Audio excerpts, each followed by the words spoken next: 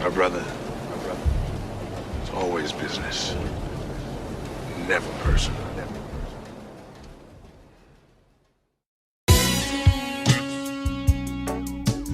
Scorch did it.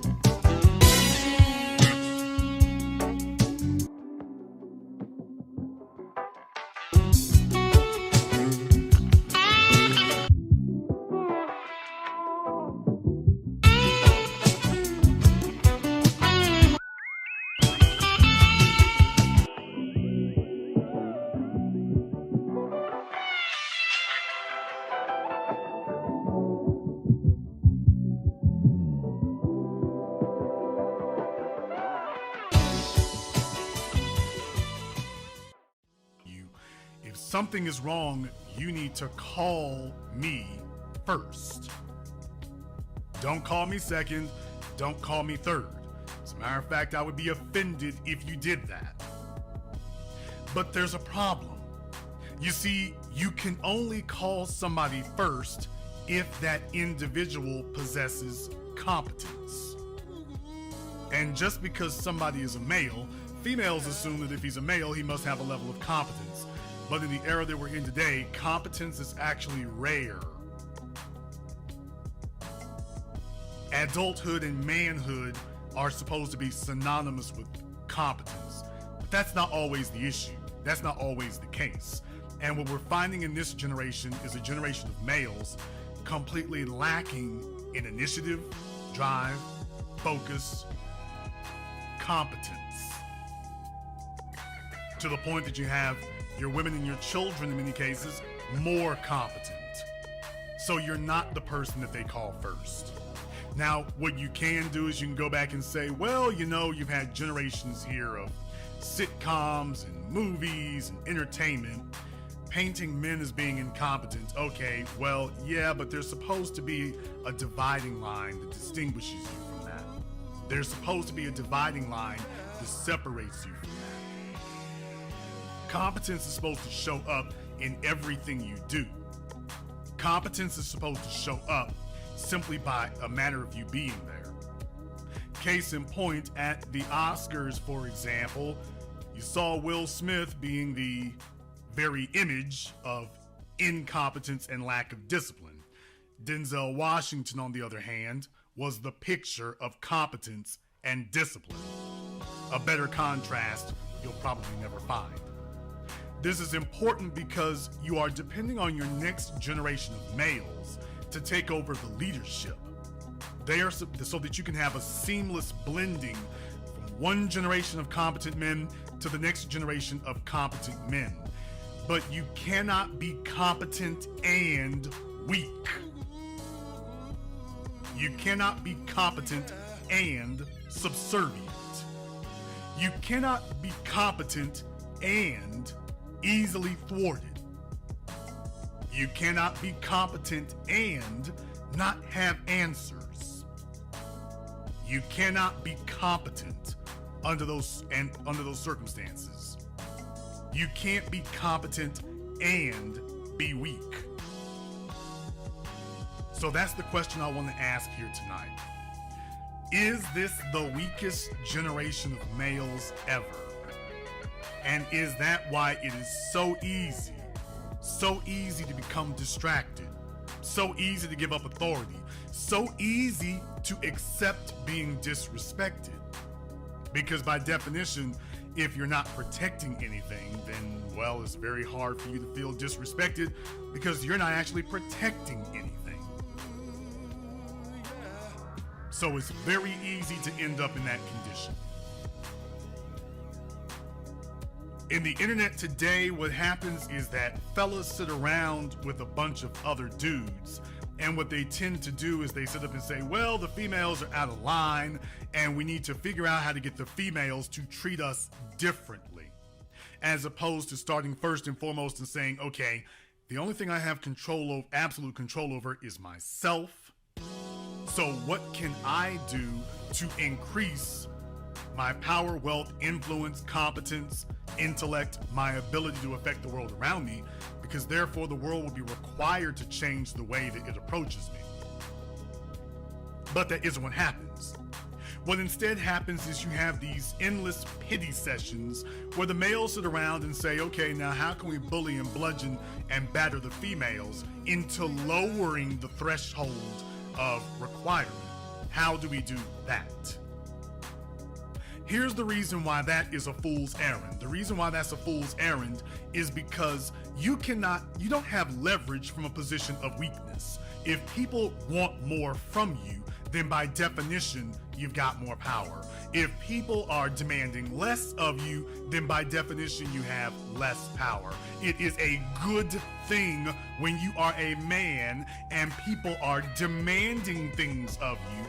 That is a good thing. It is a good thing because the more responsibility that people give you, the more power you have.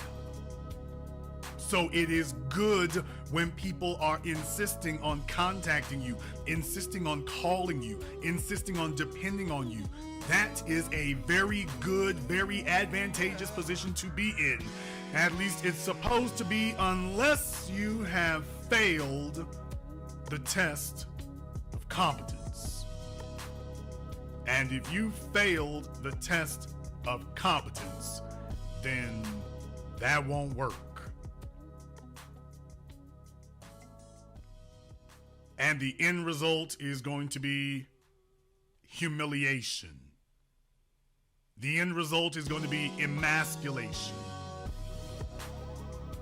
And ultimately, the end result will be subjugation, which is really what you're on the verge of now.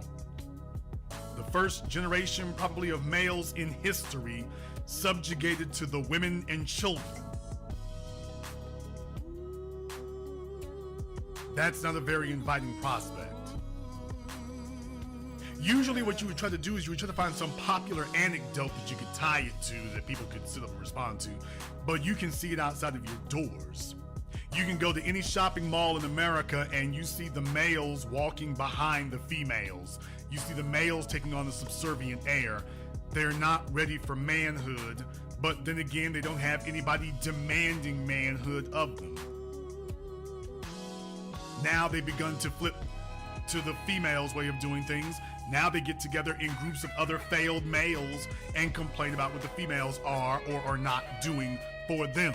In other words, he has entered a perpetual boy mode. He's gone from being a ward of his mother to looking for a female that he can be the ward of, but he's not trying to be the leader. Now, before you even attempt to say it, by the way, Jason, they do not accept leadership. Fellas, leadership is not something that other people accept. Leadership is what you are.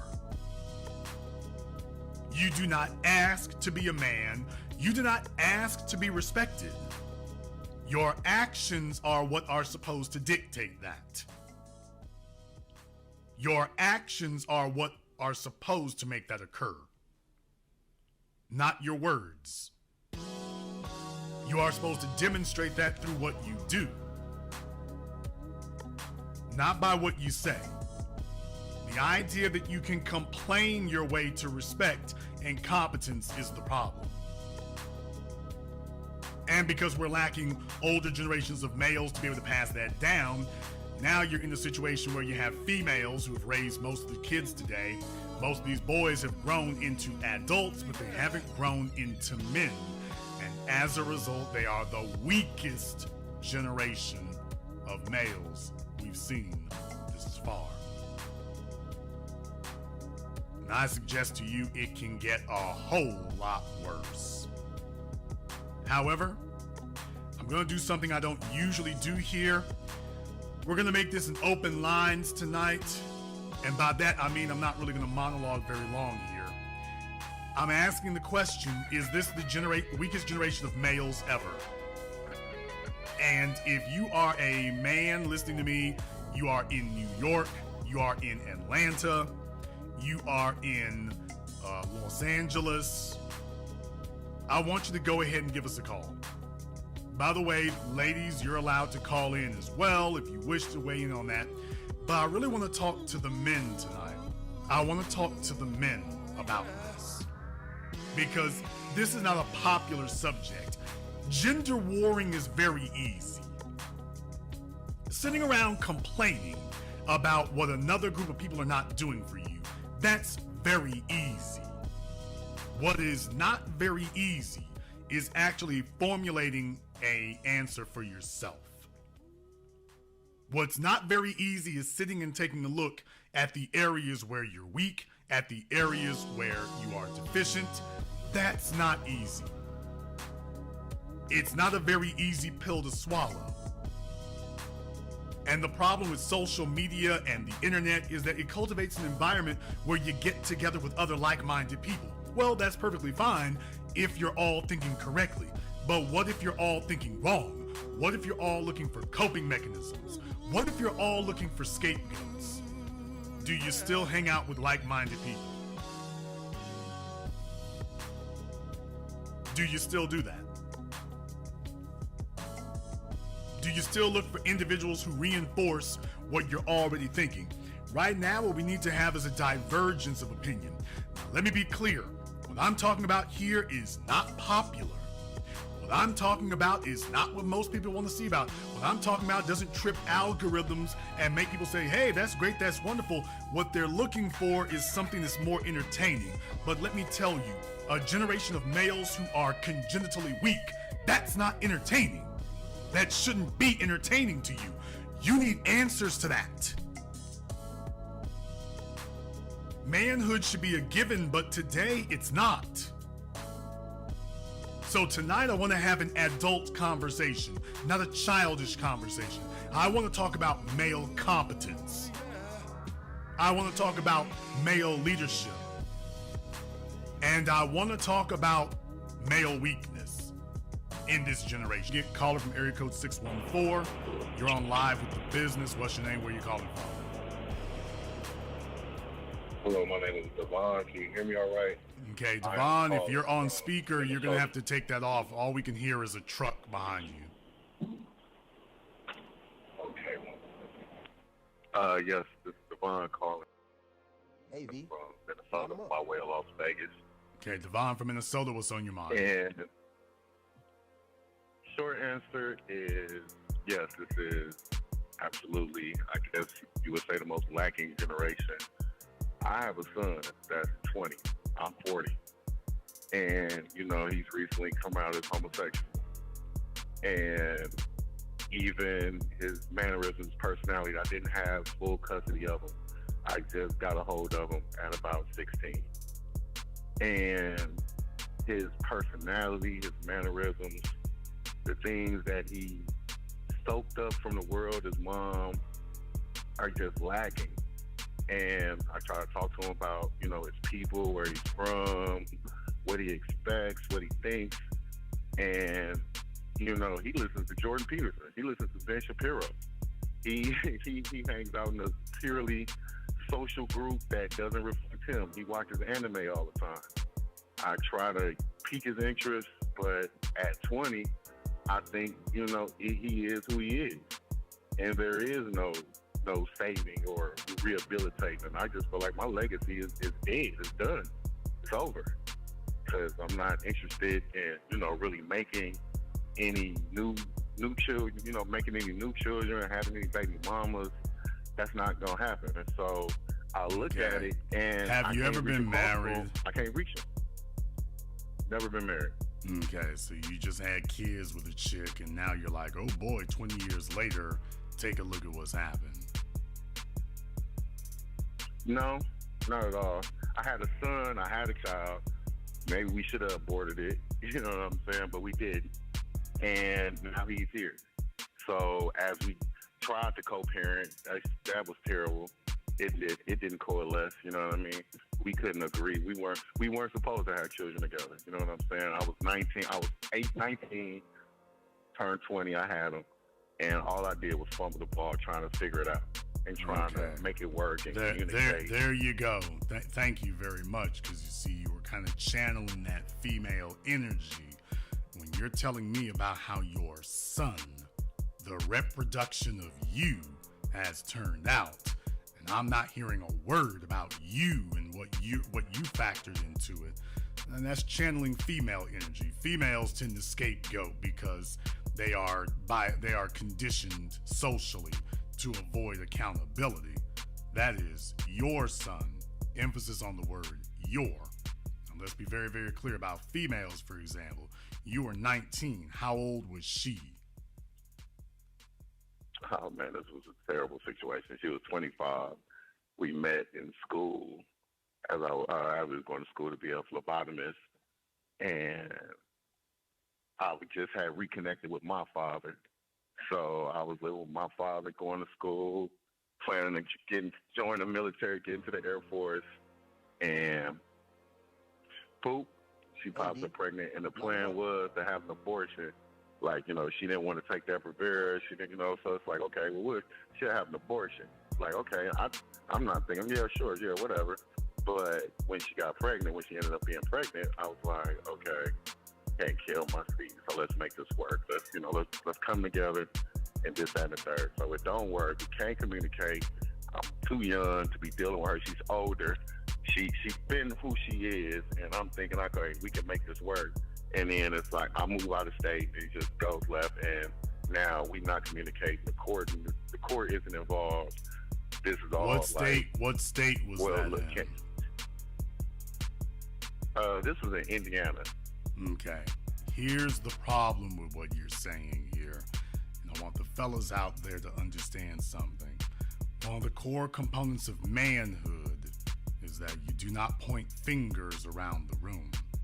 That's a core component. That there's the first problem. 19 years old is far old enough to know what you were doing. By the way, how old are you now? I'm 40 now. Okay. 40 years old. As I said, folks, brothers have known that making bastard babies with chicks is a trap since '88. So it wasn't like you were sitting there and you were unknowingly going into this. You knew what was going on. So you can't really claim ignorance. Oh, totally. Let's Totally. Oh no, okay. I'm not claiming ignorance. All right. Calm down. Brake pedal. Let's make sure that we understand the weakest generation of males today had fathers like yourself. That's where it comes from. So I'm very glad you called in, because this is how we got here. Individuals who are just laying up with chicks of dubious quality, making a lifelong commitment, which is what a child is. You've now mixed your genes with hers. She didn't qualify for it. She qualified for sex, and according to you, didn't qualify for anything else, but that didn't stop you from giving her everything else. What I'm saying is, no, we made these decisions with our eyes wide open. So the thing to keep in mind here is, now, how do we get into this? Well, there's a few different ways, actually, that we did get into this. First and foremost, he's 19, she's 25. Now, let me be very, very clear. When I was in my late teens, when I was 19, 20, 21, all of my girlfriends were at least 10 to 20 years older than me. So this is not new territory at all. I'm very familiar with it. I didn't get any of them pregnant either. Didn't do that either. They had their own Lexuses and their own houses. I didn't get them pregnant either. Let's be very, very clear, folks. When a male gets a female pregnant, he's trying to keep her. Now, we love to say that about the females, but let's be very, very clear. When a guy gets a female pregnant, he ain't married to her. He's trying to keep her. Now, in your case, she was 25. I disagree. I was irresponsible. She was irresponsible. Sir, I wasn't trying to keep her. I was hella irresponsible. Okay, sir. Irresponsible is not tying your shoelaces when you leave the house. Irresponsible is texting while driving. You did not get her pregnant the first time that you had ejaculated unprotected in her. That wasn't what happened. You're just on a regular basis laying up with her and essentially trying to get her pregnant. You're not gonna sit here and tell all of us, nope, I took precautions all the whole damn time. I made sure, no, dude, it doesn't happen that way. This is, when I have relations with her, I don't protect myself. Yeah, that's a guy channeling that female Section 8 behavior. Let me get her pregnant because you're channeling that energy. Let me hold on to her. You were 19, she was 25, you starstruck, let me hold on to her because this is fly as hell. What you didn't realize is you have a future. Because it'd be different if you were going to die by the age of 21. If you were going to die by the age of 21, what you were doing was perfectly fine. Problem, you're not. Where it comes off the rails is when you make it to the age of 23, 24. It's like, oh, hell, that wasn't very bright. Yeah, when a male gets a female pregnant under those circumstances, he's trying to keep her. He's trying to hold her. Well, I definitely agree. I agree with the latter. I disagree with the former. But I know that now, well, I mean, that's why I only have one son. I've never, at 21, 22, it was like, hold on, what did I do? But, it's too late now. My son's here. I know I made a mistake. I knew I was, but okay, well, we try to make the most of it. Then we try to co-parent, then we try to raise. Okay, sir, you did it again. You did it again. Well, I made a mistake. Sir, yeah. How long were you having unprotected relations with her before she got pregnant, sir? About 6 months. Okay, sir, you're talking to other adults like they're stupid. And that's very insulting. Yeah. That's very insulting to the intelligence and dignity of other adults. 6 months of raw dogging, that's not a mistake, sir. That isn't, I don't know what I'm doing. That's not, I'm being reckless. That is, this is the one.